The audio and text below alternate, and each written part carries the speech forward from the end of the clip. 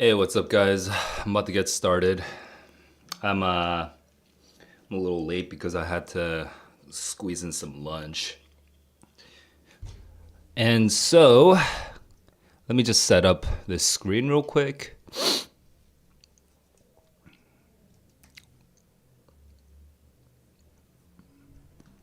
Where's the chat?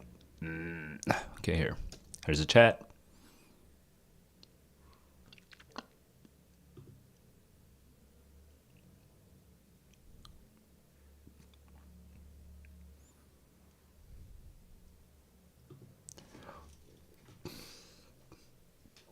Joaquin, Janark, what's up? Kazakhstan, what's up? All right, ask me anything. I'll just be planning some courses. Yeah, and then I have to set up my screen real quick. Let me share the screen. Right now, where's my screen? Right, there's my screen. I also need I'm gonna start dual streaming, but it's really good to see people from all over the world. Kazakhstan. What time is it in Kazakhstan right now?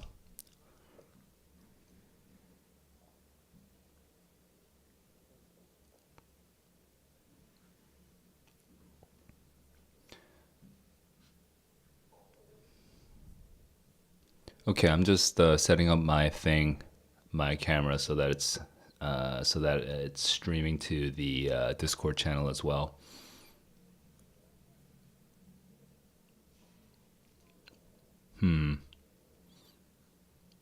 It's my first time dual streaming, so I'm just sort of setting things up, trying to see if it's working okay.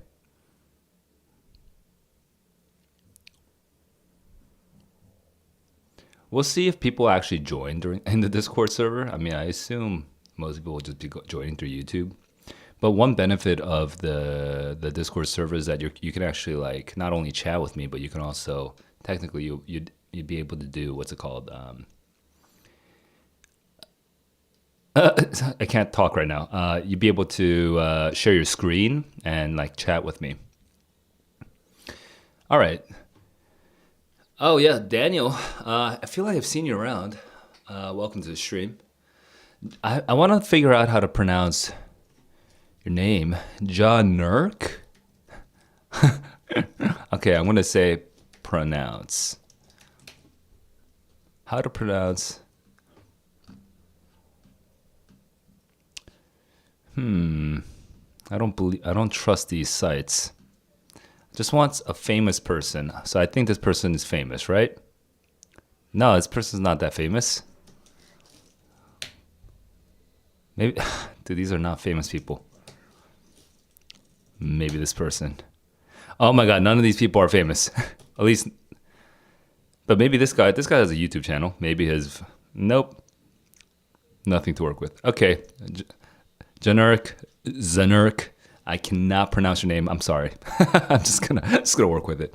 Okay. Also, this room is really hot because I have no AC. So I'm gonna point a fan in. I'm gonna be AFK for just a second. Okay, I'll be right back.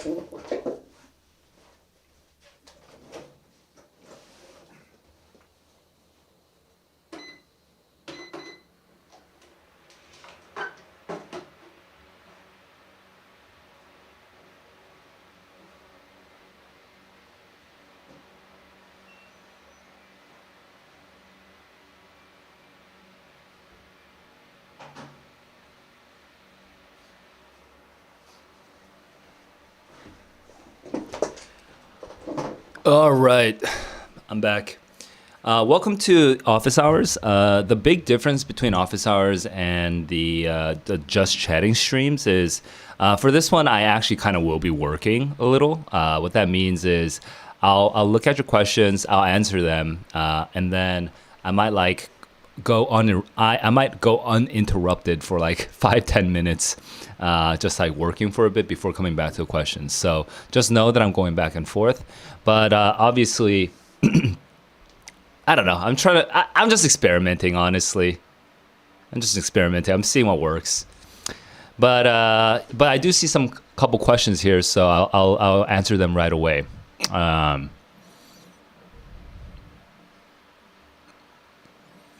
So you're preparing for the October exam. You want to get 1500 plus. How much does it cost for private lessons?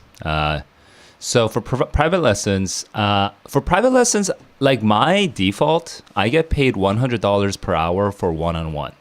Like, that's just in my life in Korea and in America for private tutoring. I do $100 per hour. Now, I assume for people who are finding me on YouTube, that's going to sound shockingly expensive for most of you. Because it is expensive. It's not cheap. There's so many tutors out there who are doing like $20 an hour, $30 an hour. This is so expensive.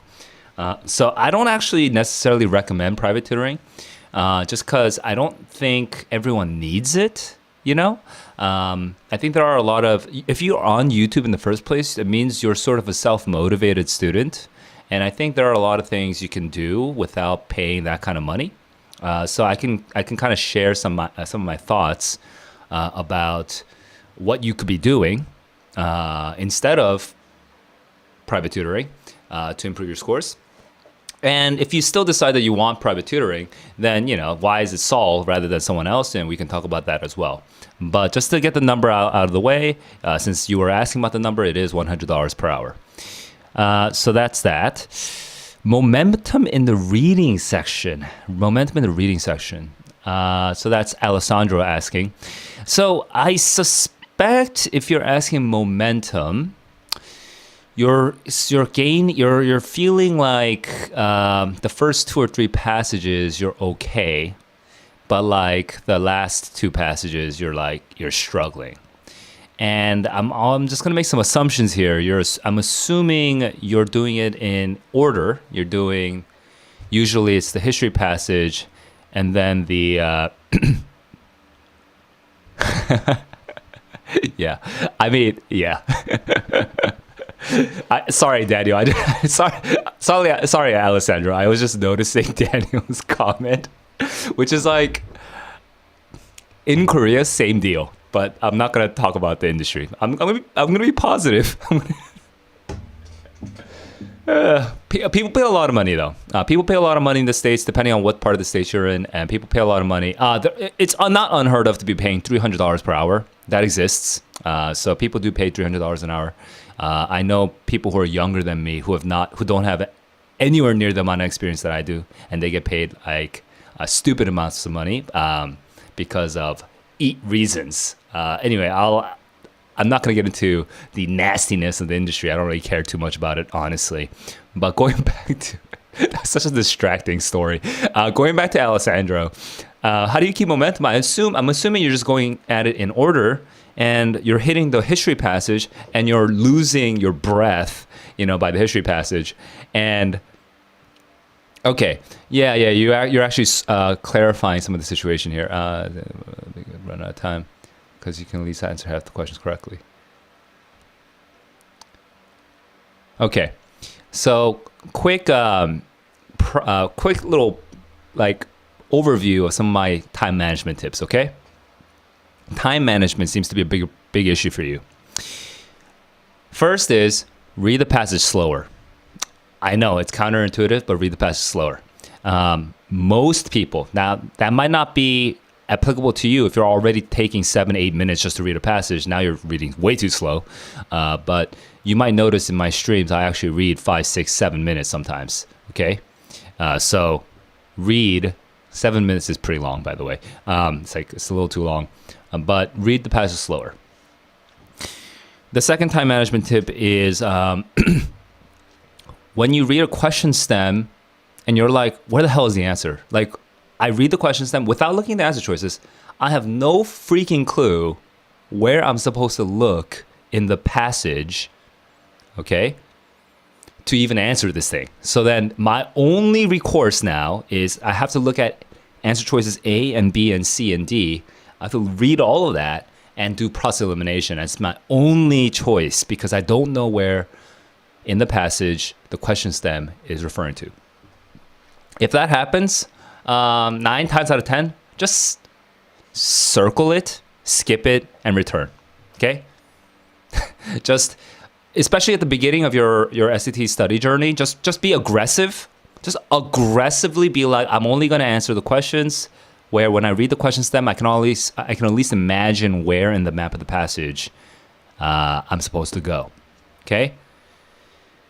And third third tip, when this is not so much of a tip as much as it's sort of a guideline, a way of sort of tracking yourself. Yeah, I'm getting a phone call, but this phone call might be my beef that might be coming in today because I'm going to do a steak dinner for my girlfriend. Give me a sec. Spam. Okay. All right. So, so what just happened? So my third tip is not really a tip. It's more of a guideline.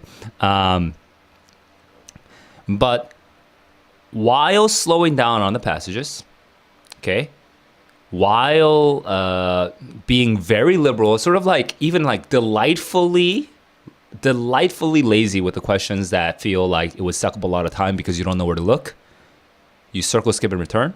While you do that, try to hit definitely at latest 3 passages in 35 minutes. Okay, it should be less than that, honestly, but do 3 passages in 35 minutes. That gives you 15 minutes each for the last 2 passages.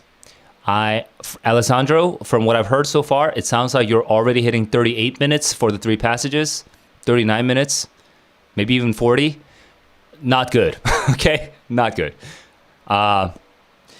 And the reason it's not good is because you think you're wasting time on the reading. You're not. What you're really wasting time on is questions like 9 and 14 and 18. It's like literally those 3 questions will suck up 5-6 minutes. It's not the other questions' faults. It's not even the passage's fault. It's only 3 questions. Oftentimes, I'm making projections right now. That's like ruining your entire your entire test. So stop letting your perfectionism drive you into this very deep hole that doesn't even reward you with a correct answer. Because sometimes on questions 9 and 18 and 27, whatever the hell I said earlier, on those 3 questions, you know what? Unless you're hitting 770, 780, you're not even gonna get them right. The likelihood of you getting them right is so low. And the fact that you already wasted 6 minutes, 7 minutes, 8 minutes on those, oh my God, you're breaking your own back. You're breaking your own back, and then you're asking me, oh, I'm losing momentum. Well, it's because you fucking broke your back. Like, stop doing that to yourself and just let it go. I'm not hitting 770, 780 anyway. Just let it go. Just let it go easy breezy. Get through all the questions. Look at all the question stems at least once and be like, hey, question stem, I have no fucking clue what you're talking about. I'm gonna just move on. Like, I'm just gonna go on to the next question. Maybe then after, what will happen is when you skip question 13 and then you go to question 14 and 15 and then 16, 17 and then you skip 18 and then you go 19, 20, 21, because you saw all those other questions, it might actually help you when you come back to question 13. Oh, question 13 was asking obviously about the bottom left of the passage, okay? Because the bottom left of the passage is where the experiment design came out and blah, blah, blah. Like, you might just suddenly know where to look for 13 after you skip it. But if you're not doing that, you're being this like overly perfectionistic little sufferer, right? And you break your own back. You can't be like, you can't start blaming other things. Okay, more likely than not, you're wasting all of your time on like 2, 3, or 4 questions that you really did not need to. 2, 3, or 4 questions that suck up 7, 8 minutes. That's an entire passage you could read with a bit of breathing space. So that's my overall sort of standpoint on time management for most kids. Now, there's other parts, like momentum is such a broad idea that there's other things I could say, but for now, I'll just start with that. And Alessandra, let me know if any part of what I said resonates with you. And as a final word before I go on, though, one thing I will say is if you're not timing yourself, like for every single passage and for every single question, if you're not timing yourself similar to the way that I time myself, you're not gonna learn anything. Like, you really need to start keeping track of what kinds of questions, what kinds of passages make you take more time, and what kinds of questions, what kind of passages make you take less time. Just keep track of that. Also, like even other more banal things like how tired am I? Oh, but I'm going to take this practice test. Oh, this is what happens to my time. There's no way you can really know that unless you actually keep track of how much time every single question and how much time every single passage took you. So yeah, that's my general overview. Say the E sound. So when you say the E sound, you mean E or? Yeah, I guess you are saying you're talking about the hard E. E. So Janurki. All right, I'm gonna go with that. Janurki. We got Daniel with the $120 per hour tutor. Yeah. It's and she must have been like a recent college.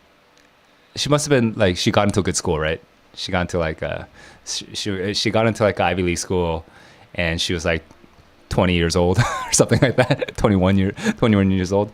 Those kids get paid a lot because like usually they're like friends of friends. And anyway, the test prep industry is hilariously inefficient because 40. Oh man, that's a totally different story. Anyway, that's interesting. I don't know. I don't want to ask you about what part of the state you're in. I don't want you to share more information than you feel comfortable. But that's such an interesting and weird phenomenon that in Korea, we do have older teachers. They don't tend to do a lot of tutoring, though. It's interesting. Anyway, or maybe they do, and I just don't know them because they're not my age. They're not my friends. So I don't know. It's interesting.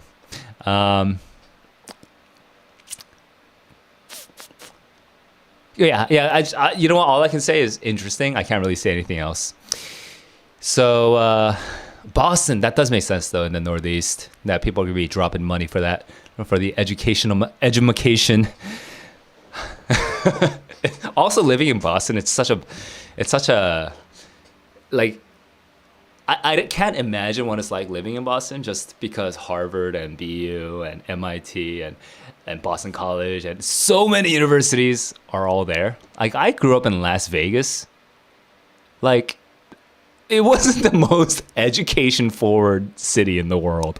Las Vegas is not particularly famous for its education. So it's an interesting contrast. Even with Seoul in Korea, lots of money being spent. Although Seoul doesn't have the same.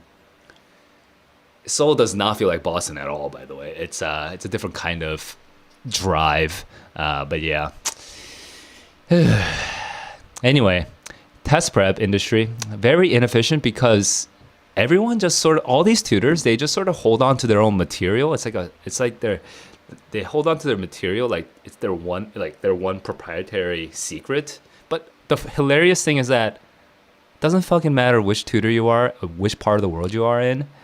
Everyone's literally teaching the same thing. Like you could just put it online.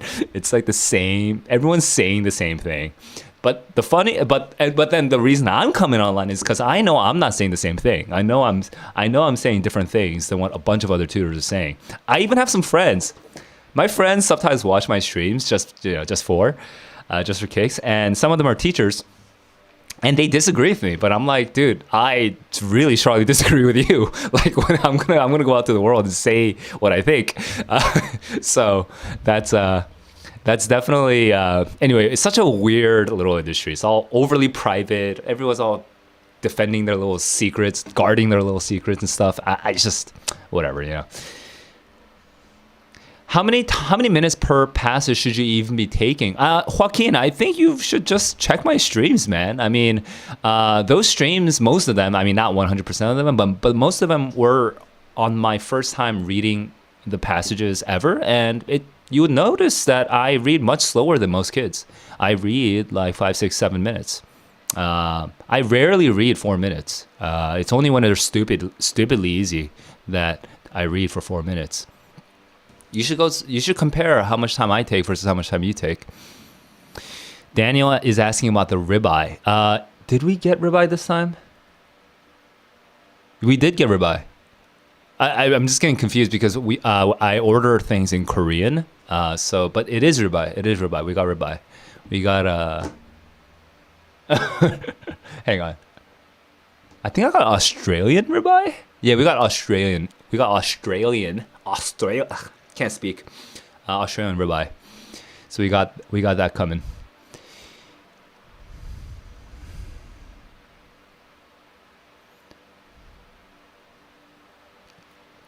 Alessandro is giving me an update to that earlier question about how you should about the whole time management thing, and he's saying that on the one hand, yeah, the questions do stump you. The questions do stump him, and it sucks up a lot of time.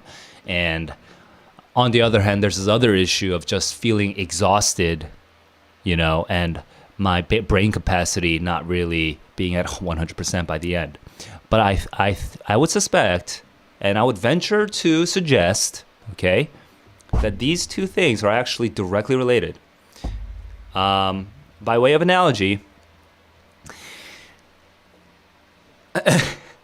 if you play Elden Ring, because I'm playing Elden Ring.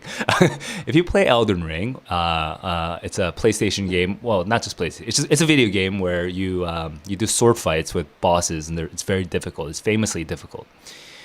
And you go to one boss, and you're stuck on this boss, and you attack this boss like you try this boss like 30 times straight, and you die for 30 minutes straight.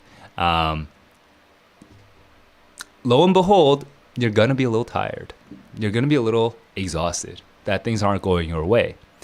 But in Elden Ring, if you go to this boss, you try it, it's pretty freaking hard. You know what? Peace out. I'll be back. You leave a little marker or something on the map, and you'll be like, I'll be back. And then you just go on to the next boss. And this other boss is easier. By the way, Elden Ring is an open world, so you can kind of pick and choose. It's not gated. You don't have to go through one boss to get to the next one. So then you just go to some other boss, and then some other boss, and then some other boss, and you come back. And every single one of those bosses, they were either easy or just challenging enough. 30 minutes pass, and lo and behold, you killed 3 bosses, and you don't even feel that tired. You're actually kind of excited. What's the difference? The difference is you spent all your energy failing on the first time, and that's tiring. Failing sucks. Reduce failure and increase joy. I know it sounds kind of facetious. It sounds kind of like BS, but you actually should be enjoying your 65 minutes. Okay? I want you to get that in your head, that maybe it feels very far off and distant for you. That it's like Saul is saying something that's completely unreasonable. But no, the 65 minutes should basically be enjoyable for you, because out of the 52 questions, let's say that you're getting, you tend to get like minus 10. So you tend to get 42 questions-ish, right? The way to increase the amount of joy is to be like, I'm going to read these passages, enjoy the passages because they're interesting. And I'm going to get 42 right. So what that means is there's going to be 10 questions that are going to stress me out. Screw them. Just forget them. I'm going to look at question 8, and it's like, you kind of smell like a hard one. I'll be right back.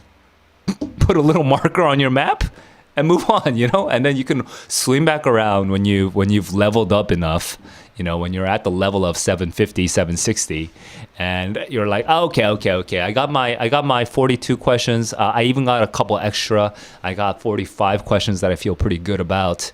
Now I have the last remaining 7 questions, and out of the last remaining 7 questions, these ones, out of let's say out of 8 and 9 and 13 and 19 and 33, 35 and 44. Okay?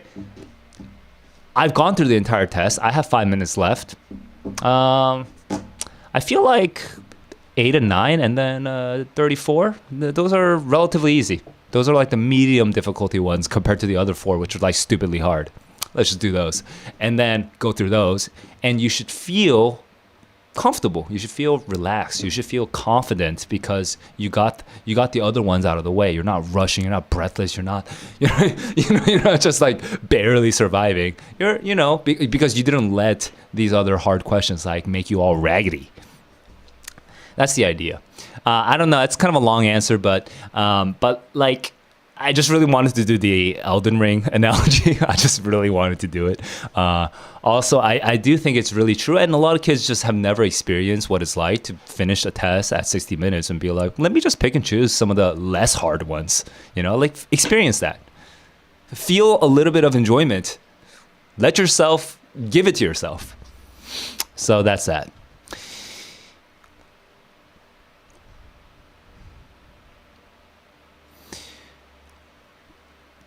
Khan Academy questions.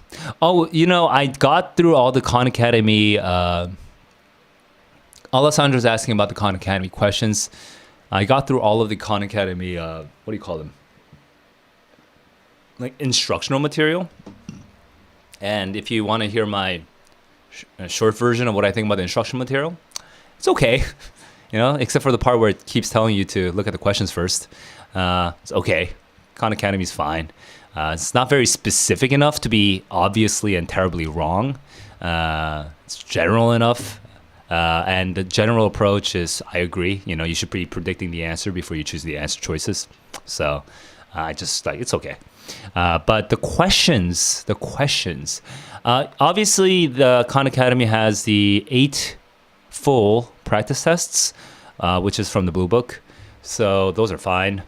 But I think Khan Academy has additional questions beyond that, and I've actually never gone through them, so I cannot comment. But I suspect that the Khan Academy questions should be okay.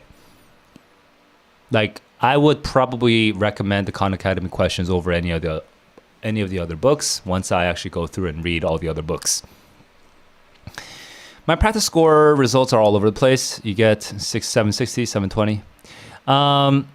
This is worth a comment real quick. Alessandro is saying his practice score, it jumps around.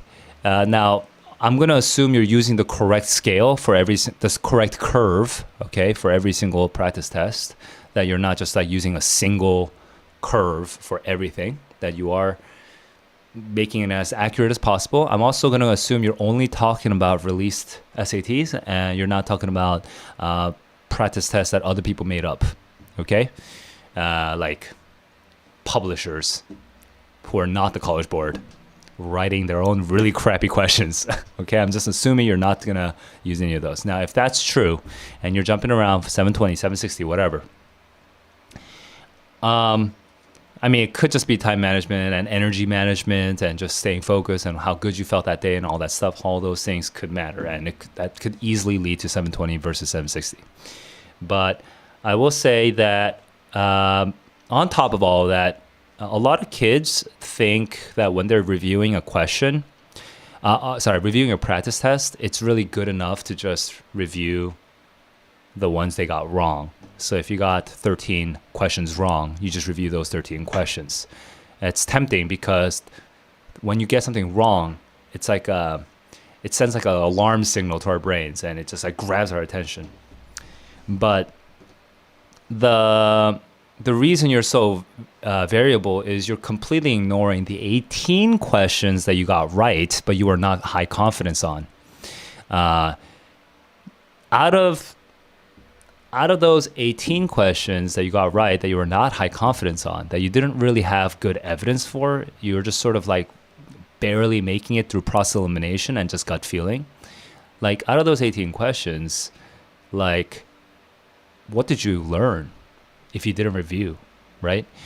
The way to stabilize your score is to have evidence for all your answer choices. So if you got 13 wrong, that may just be the tip of the iceberg, Underneath the water, there might be a massive iceberg of really badly chosen correct answers, like really lucky streak of right answers, just like fuzzy wuzzy, like gut feeling that kind of got you to the right answer, some process elimination that kind of got you to it. You don't know why it makes any sense. It's just right. All of that is how working on that is how you stabilize your score. So I'm looking at Alessandro. The chat is coming faster than I can talk. So I'm gonna just like blast through some of these questions. Joaquin is asking about being a slow reader, probably that perfectionism. Being a slow reader, I don't know how slow is slow, but it's very subjective. Everyone thinks they're a slow reader. You know why high school students think they're a slow reader? I think they're slow readers. It's because you guys are very busy, and when you think about all your homework, like you have to do your math homework, your science homework, your economics homework, your English homework. You just think about all the time you spend reading, and you're like, God, if only these 4 hours that I spend reading could just be 2 hours. I'd be so much. My homework would be so amazing, right? But it's like that's a lie. You know why? Because those 4 hours. There's no shortcut around the fact that you have to mentally make connections between concepts and with each other that are in your head, and then make those connections to the past concepts that you've learned. You're building out knowledge, man. That takes time. Reading faster is not going to make you suddenly build knowledge faster. That doesn't change the fundamental slowness of your shitty reasoning. I'm sorry, you guys are going to be mostly shitty at reasoning. Building out those connections is a lot of work. And so everyone who has a little bit of 욕심, that's Korean, ambition. I'll say ambition. If you have ambition academically, everyone feels like, God, if only I could read faster, I could just get all this homework done out of the way. Right? And so I could do more with my life, right? But it's not reading that's the problem. It's the freaking thinking. It's the thinking that's the problem. The faster you read, the less you're going to think, and the less you're going to learn. And that's going to lead to worse quiz scores. That's going to lead to worse test scores, and it's even going to lead to worse SAT scores. Why? Because you didn't think that whole time. That's why I keep telling kids, slow down. Like I take 5, 6, 7 minutes to read a passage. Just slow down, breathe, read it. Like if it's talking about a very, very complicated experiment, right? There's 250 people. They split into two cohorts. But then out of both cohorts, they both received like 3 items. And then with the 3 items, the second cohort is actually split into 2 further groups.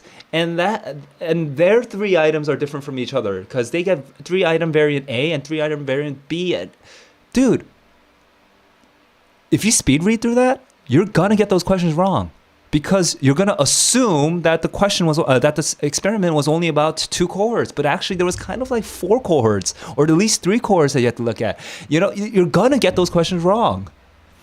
Or even if you get those questions right, you're going to spend like 3 minutes to get those questions right because you have to go back and reread something you already read the first time because you smashed through it the first time because you read through it so quickly that you completely misunderstood the experiment design, so that at question 15 or whatever, now you're rereading it again just to understand the experiment design. You're wasting time. So generally speaking, reading speed is only a symptom of how fast you're thinking. Okay? So, what is slow? I'm slow. Like, people think, like, I'm a slow reader. Like, because I'm thinking. Only dumb people are fast readers. Like, because they're not thinking. So, I just don't know what to say about that. Now, if you actually come out with numbers, though, if you tell me, okay, on this one particular test, like, go to the QAS. Like, let's say you took the March 2021. Go to the QAS video for March 2021, and then say, Saul, on this literature passage, I shockingly took 7 minutes. You only took 4 minutes and 50 seconds. I watched your thing. I still don't know how the hell you got through that passage that quickly. Leave a comment there, and I'll talk to you about it in that video. Let's see. Scared for August. Oh wait, I'm missing Daniel. What's up? I think I said what's up earlier, but in case I missed it, what's up? Uh,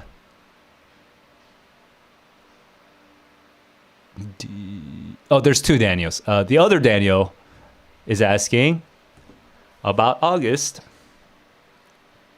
780, but you got 690. 690 to 780 is a pretty huge spread, so that would make you probably feel a little uncomfortable. I would say go back to that 690 test because I bet that 690 test is weighing very heavily on your head, on your mind, and just slowly process every question that you got right. Every question that you got wrong, and also every question that you got right, but you were a little iffy on. Okay, just go, and then for every single question, come up with a sort of summary of what happened with you. I was like, oh, okay, I got this one wrong because of this. Normally I would have gotten this right anyway, but I guess I was really tired. And just like kind of say goodbye to all of those questions, right, one by one. Like, if you just sort of leave that 690 sort of rattling in your head, it's very likely that it's going to psych you out, and you're gonna let your confidence get too shaken in the last 2 weeks before the test. So that's that.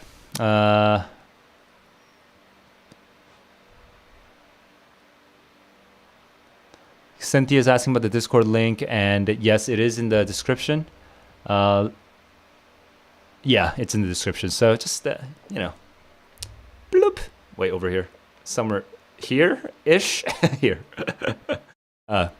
Anyway, back to this. And yo, Muffin, what's up? Taking more tests, tracking more data. Data is good. Yeah, it is pretty late out in the East Coast where you guys are, where many of you guys are. Good night to Alessandro. All right, and now I'm gonna switch over to you know what I need to do? I've been sitting with the worst posture in the world, and now I feel like a little bit of indigestion because I ate my lunch in like 3 minutes. I like wolfed it and then came here. I'm gonna take care of my waistline real quick. I'll be right back in 5 minutes.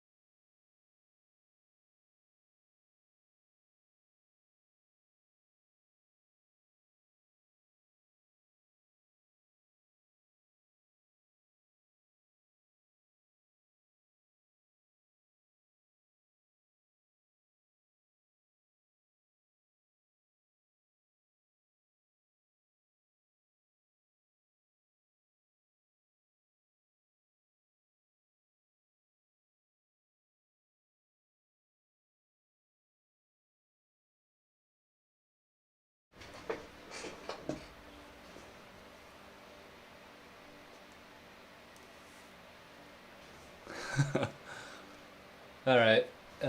Much faster than 5 minutes. I switched to some very dad pants sort of shorts. Very comfortable right now. Although I just like let out a massive burp. I'm not sure that really killed the dragon. I might have to go and kill that dragon.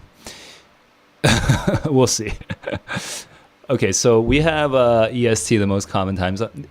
Eastern, at least for my YouTube, for sure. Eastern is like the most common. I think it's because first of all, SAT is an American test, right? So that's that. But also, Eastern time zone means the parents on the East Coast are less chill. and they spend more money on education. And so that means the children of the East Coast are trying to escape their parents' influence and trying to study on their own to save their own time and to save their own lives, something like that. I don't know, it's just a hypothesis, whatever. Okay. Shub Carmen. That's my first time ever seeing that name. What's up, man?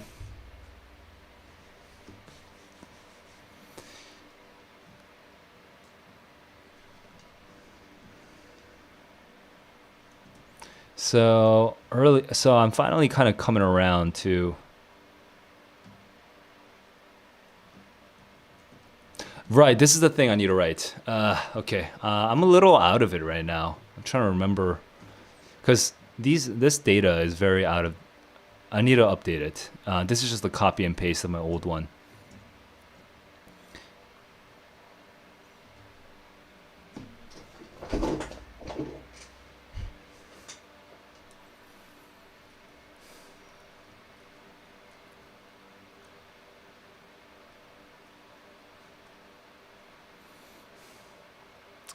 $8:15, $8:25. Right, so I need to go update the calendar here first. First of all, it's also not 18 sessions. It's 9 sessions. 27 hours. It's 2 weeks. Oh no, it's the wrong document. Whoops. Okay, leave this alone.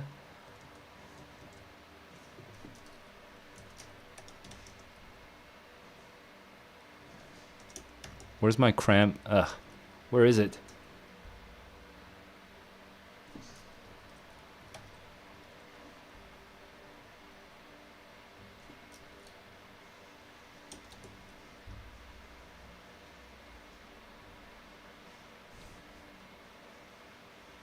Shub Carmen, you can.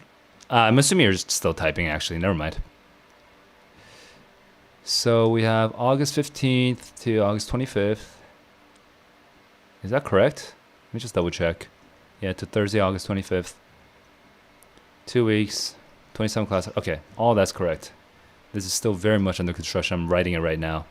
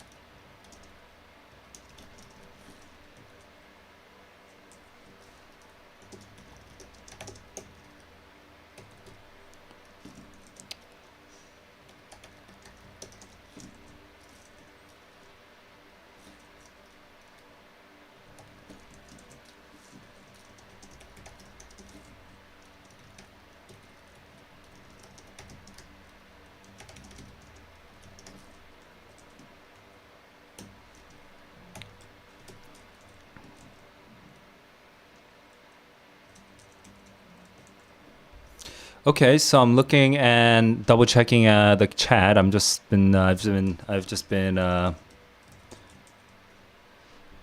focusing on my description for a second. Double checking.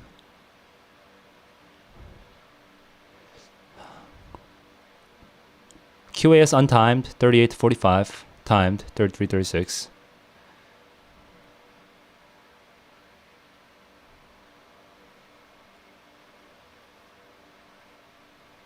So yeah, Muffin's been always very helpful with guiding some of these questions. And also, Muffin, I always appreciate it when you when you help me when you help me when you help me not have to repeat myself too much. So let me just okay. So I agree with everything Muffin's been saying so far. I'll just add a couple of things. The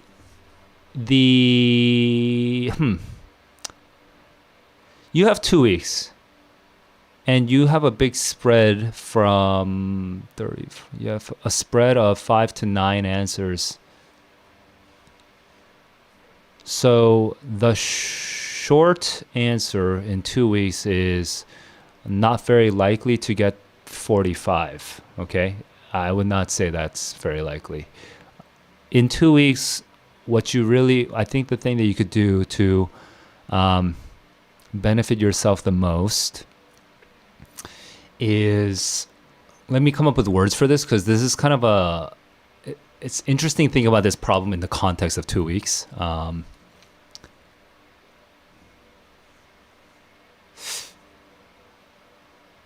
Let's see. Okay, I'm getting 33 to 38, but I know that I can get 38 to 45 if I have lots of time.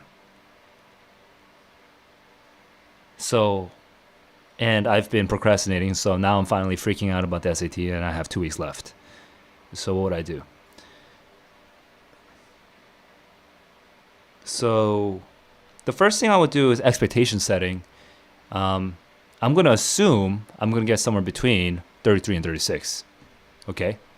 You got to set that expectation, because you want your expectation to be based on reality. And the reality is 33 to 36. The reality is not 38 to 45. Okay. So get that out of the way. Just lower your expectations. It makes you feel more comfortable. Okay? It allows you to see the reality with clear eyes and to actually make plans to improve. So start with that. But the other part of the reality, there's a second part of this. There's a second part of this reality. It's that you are capable of getting more right, because your reasoning and your reading is good enough to get 45. So also acknowledge that reality and be like, oh, I have the capacity to grow. Like, let that be a good sign that you are able to do that. So now, is the answer, all right, so I just need to do everything that I normally do, but I have to just do it at 1.3x speed. like a freaking YouTube video. I just like do it 1.2x, 1.25x speed. No, that doesn't work. Okay, because you can't suddenly re-architect your brain. You're thinking faster. That's insane. It's not possible. So in 2 weeks, what you can do is you can get used to the strategic question by question shot calling of being like, and I actually spoke about this at length earlier in the stream, so I'm not going to say the full version of it, but I would improve my shot calling ability to be like, okay, I got through question 1, I got through question 2, I got through question 3, I got through question 4, I got through question 5. At 5, I feel a little uncomfortable. I feel like this is going to take a lot of time. Should I move on and come back to this later? Or should I invest my time into this right now? Now, notice something. If you already admitted to yourself that you're going to get 33 to 36, that gives you 16 questions, okay? 36 plus 16 being 52, right? That gives you 16 questions that you're allowed to just sort of skip. That you're just sort of like, seems kind of hard. And you can come back to it after you do 6 and 7 and 8 and 9 and 10, right? You can come back. Get used to making the decision to move on so you can come back to it, and conserving your energy and your time for the easier questions. So let's go back to those. What happened to 33, 36, and 30? All right, 38, 45. So let's say let's say that between 36 and 45, since there's 9 questions that you're sort of missing out on, right? Let's say that actually, there's some of those 9 questions were pretty easy, you know? And let's say that, you know what, I'll even put a number on it. Let's say that 5 of those 9 questions, you would have technically been able to get all 5 of those answers in 3 minutes. Okay? But also let's say that in the first 36 questions, there was 1 question that you got correct, but it took 3 minutes. Then you should definitely make that trade. You should make the trade of that 1 question in the first 36. Drop it down to 35. Just skip it and return. Because you don't want to spend 3 minutes on this 1 question. Instead, spend those 3 minutes on the next 5 questions out of 9 that you could have gotten correct, right? So that's a simplified way of thinking about it. I don't know how simple that sounds to you, but yeah, short answer is get used to circling, skipping, and returning, and in the next 2 weeks, see how much you can bring your 33-36 to 38-45 by not letting yourself waste all your time on the hard questions that spend a lot of time. Okay, so going back to Shub Karman, if you want to hear the really long explanation of that, right now I'm at how long is this stream? This stream has been 1 hour. I think honestly between I don't know how much minutes ago it was, but maybe 20-30 minutes ago I started talking about this for a really long time. So go and double check. Was Shub Karman asking about writing? Because I vaguely recall him talking about reading. Yeah, he said 38-45, so he was talking about reading. So Muffin earlier asked if, how do I set my prices? Dude, honestly, the prices, it's just, I know what the market is. I know what people pay, and I'm just cheaper than them. So that's all it is. But there's not, as far as I can tell, there's no clearly defined market for people on YouTube paying for SAT courses. So it's technically a new market. And we'll see, because I'll put the prices out and see what happens. For me though, there's a bear. For me, I'm not super motivated by the pricing at the moment. I just wanna see if I can have courses that are independent of the industry. I'd like to be able to connect to my own students, because when you work in the industry, what happens is the academies want to send you all these students, but these students have no idea who you are. And so you're kind of, and some of these students are extremely rich and extremely privileged. It's not even really their choice to be studying, but their moms have a lot of money to spend and really want to spend that money on their education. So the kids don't even want to be educated, but they're there. So what happens is, I end up being more of an entertainer and less of an educator, and I don't really like that dynamic. I enjoy teaching generally, even if it's just sort of entertaining and passing the time. It's fine, but it's not the most fun. It's more fun when it's kids wanting to study, obviously. So yeah, I wanna build out courses in the future where everyone wants to be with each other, because everyone's these weird, quirky, intelligent, motivated kids who are the types of kids who would actually study for things on their own. So that's sort of the guiding idea. The pricing will come. I'm not too worried about the pricing. It'll come over time. For me, I just what's the bare minimum I would go for? I just start there, and then I'll let that slowly rise up over time because presumably people will understand how valuable how valuable my shit is. That will naturally grow. Nothing is guaranteed, not impossible. This is just referring to Shub Carmen. Looking at patterns, what kind of questions are you getting wrong? Shub Carmen, bouncing off of what he said about patterns, what Muffin said about patterns, really, really, really important to measure how much time things take.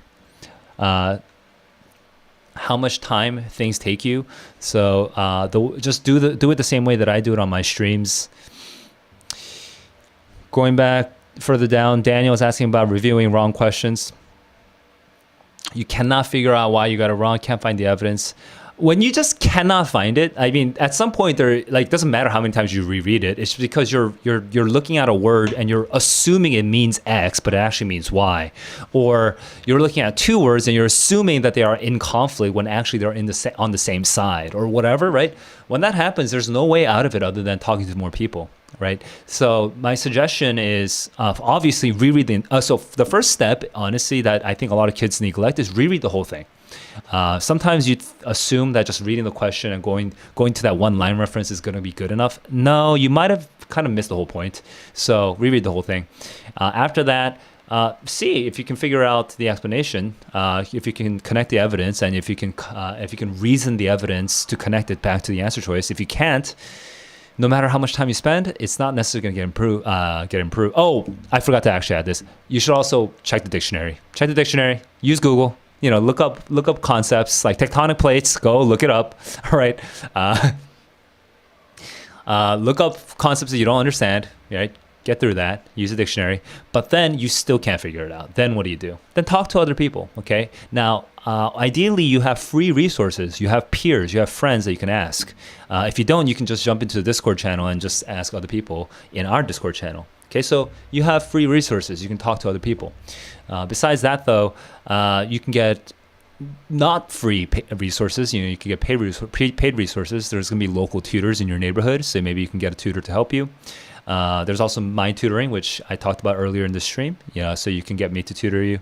It's not really my priority, by the way, tutoring. I'm right now focusing more on the courses, but my tutoring is not closed. So that's just a quick little PSA. And you could just create study groups as well. You don't have to use my Discord. You don't have to be with me. You can just find other people to help you to kind of discuss what the problems might be, where the evidence might be. Katidwa. Oh, interesting. Oh no, never mind. I got confused. How long you been studying books, classes?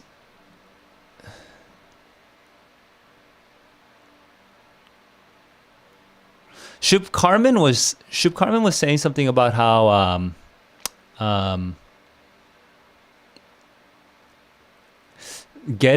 lowering your expectations. Just that makes you lowering your expectations lets you remove the emotions and start looking at it a little bit more calculating, in a more calculating manner. Like, oh, what are the moves that I can actually make? It's like when you're fighting, when you're angry, you're actually a terrible fighter. You can't make the right calls. You have to see how the other person is moving, where their weight is. Are they really heavy on their back foot? And then you can decide, okay, should I kick? Right? You can make calculations when you're fighting if you're not angry. If you're angry, you're gonna fight like a kid. So remove the emotional pressure. Oh, I see it. Chiranjibi,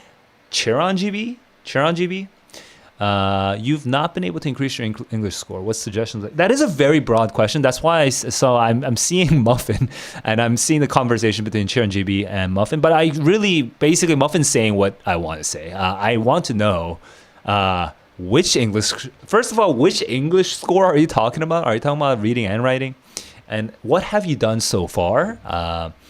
And have you been seeing my? Have you watched my other streams? Like, I don't really know what your journey is up until this point, because if you don't define the actual problem and you leave it as a very very broad problem, like increasing the English score, then all I can say is practice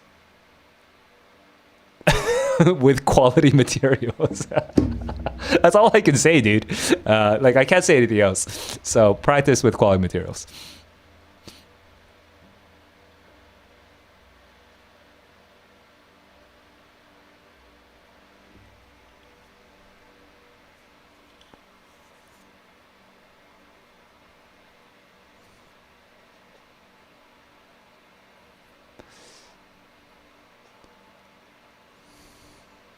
Oh, wait.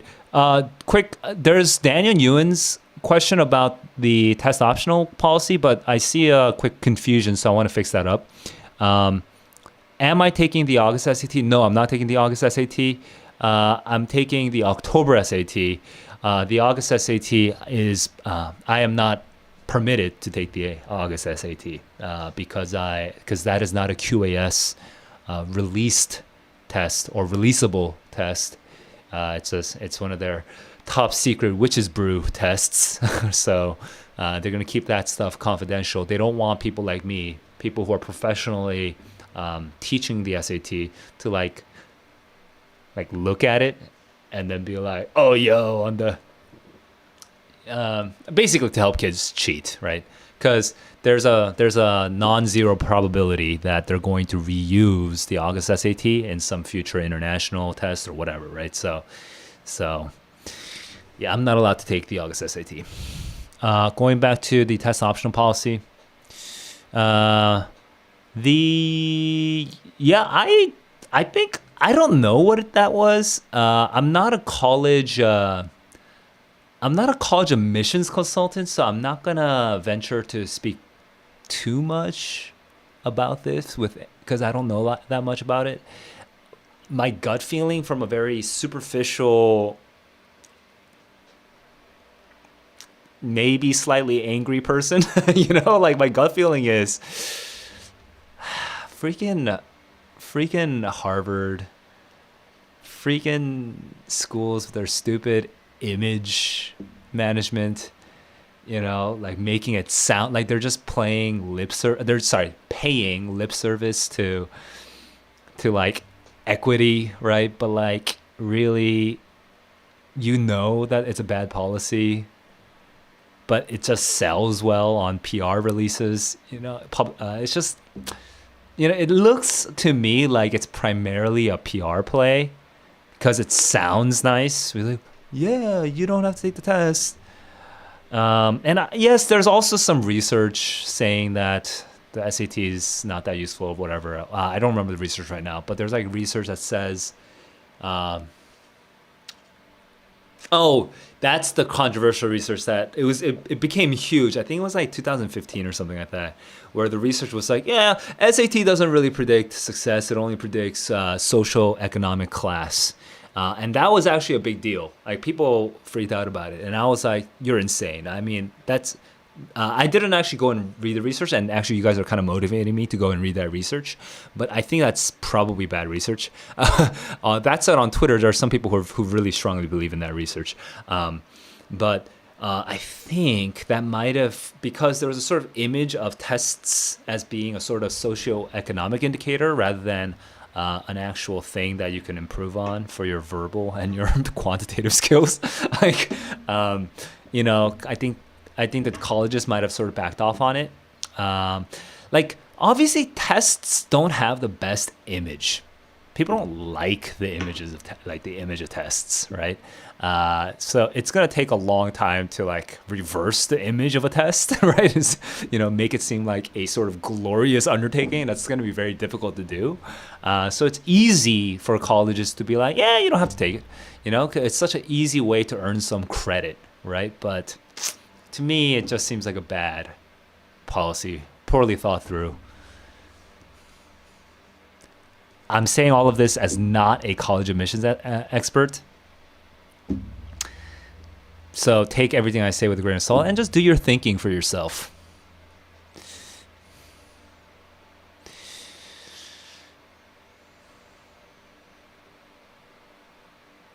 If you don't agree with the reasoning, then get more sources. Just get more sources. If you don't agree with the reasoning, um, especially like books, like physical books, right? And anybody who publishes a physical book and then publishes digitally, like they're constrained by space. They don't want to have too much. They don't want to have super long explanations.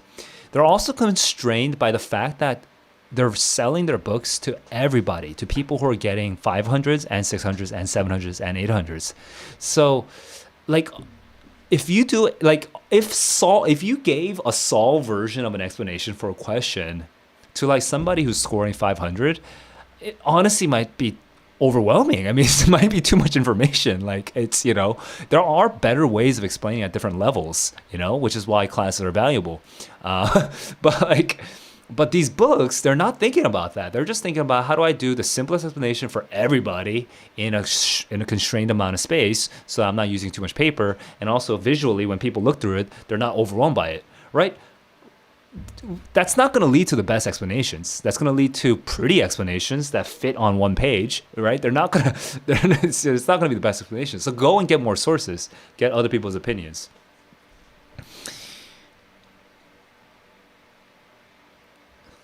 A lot of people are piecing out and saying thank you guys. I always appreciate your thanking because I am very welcoming of your thanking.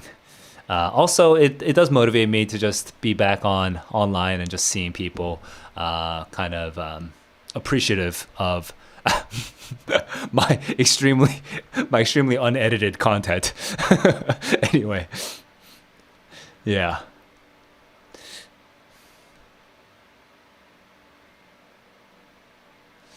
So Muffin is saying something interesting about the financial aspects, but the thing is that if you are genuinely struggling financially, so my family, we used to make less than 20.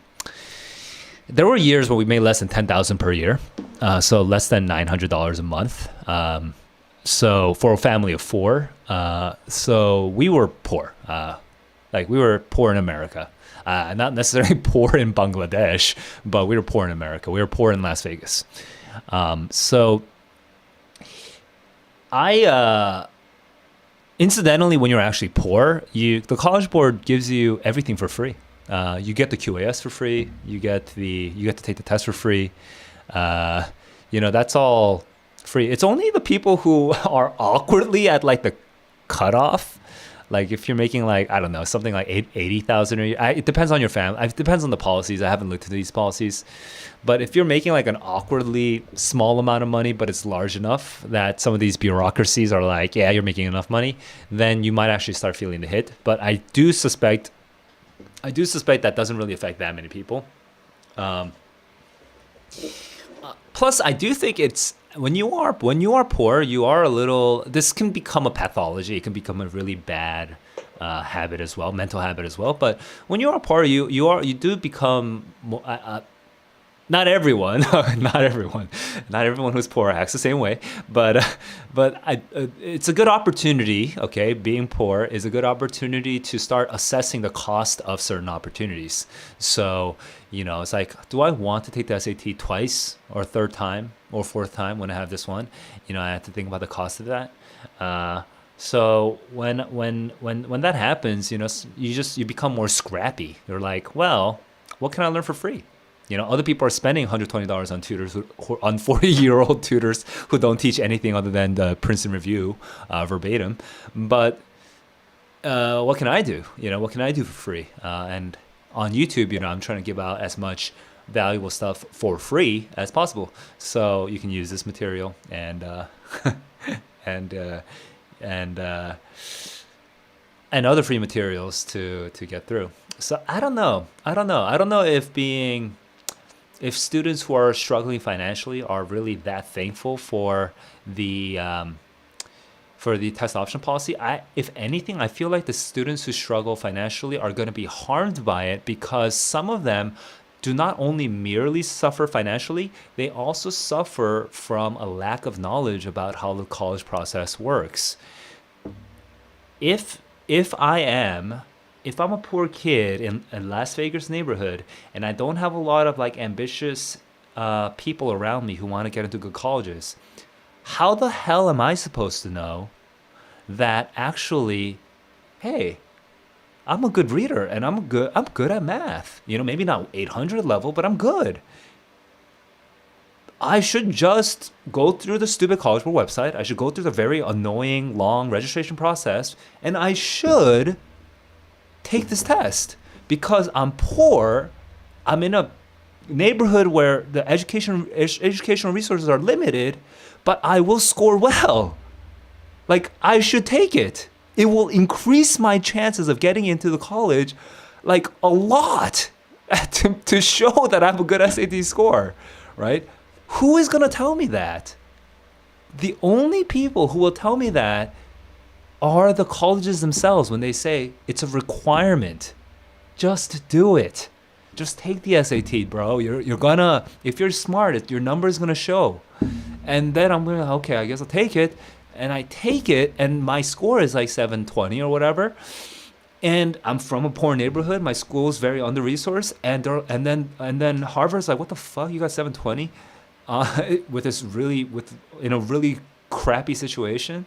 You're a smart kid. You're a smart kid. If you got, you got 780, you're a smart kid, right? Despite your resources, despite your situation.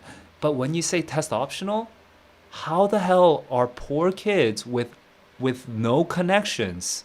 They don't have an uncle in Boston, right? How the hell are they supposed to know that they should be differentiating themselves with that test? They don't know. I think they're actually disadvantaged.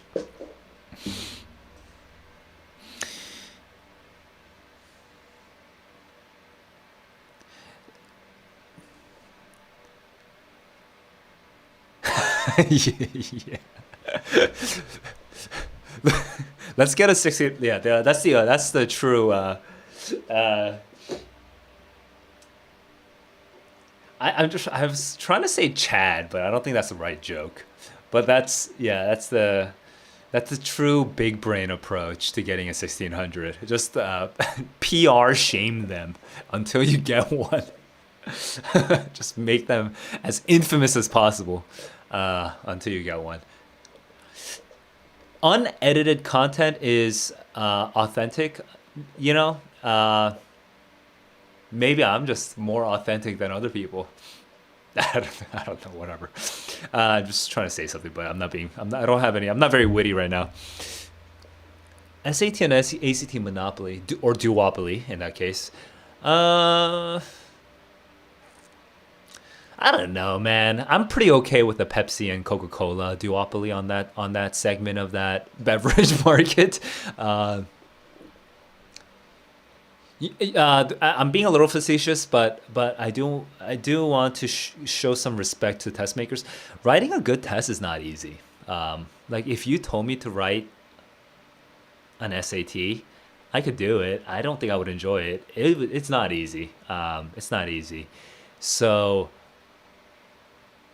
I don't personally villainize the College Board. I'm sure there are corrupt individuals in the College Board. I'm sure there are lazy individuals in the College Board. I'm sure there's inefficiencies in the College Board. I'm sure there's really bad management of certain aspects of the experience with College Board customer service, or College Board backend, or College Board web development. I'm sure there's a lot of problems that we could point to. But I don't think the existence is a villainous existence. I think, for example, what would happen if the College Board didn't exist, right? Historically, before standardized tests, there were individual tests for every single college. So that reduces opportunity.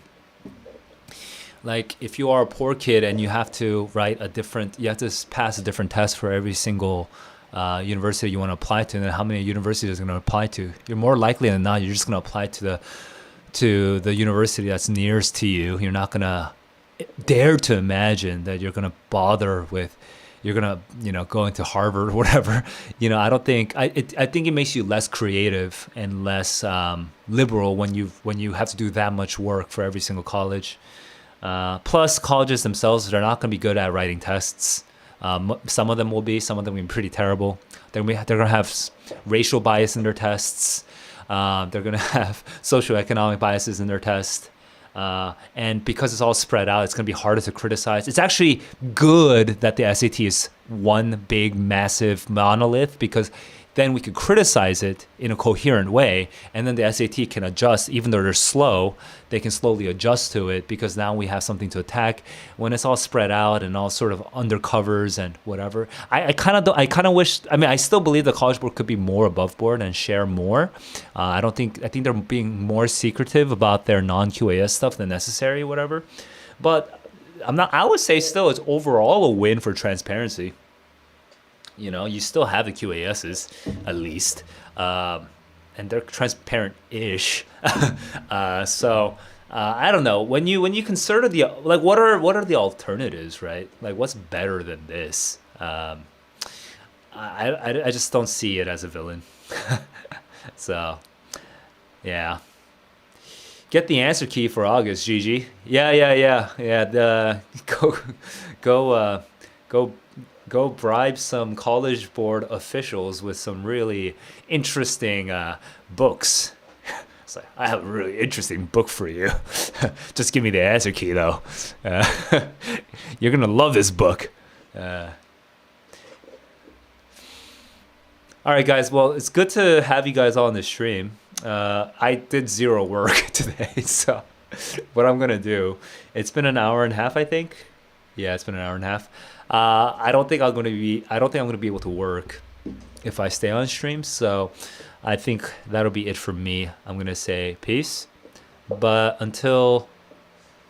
know what? I'm gonna be streaming again in less than 24 hours. So if you guys are around, I'll see you tomorrow. Otherwise, just keep on growing and have a good day. I just realized that's not a very good outro. Hey guys, keep on growing. I'll see you guys in the next one. Peace.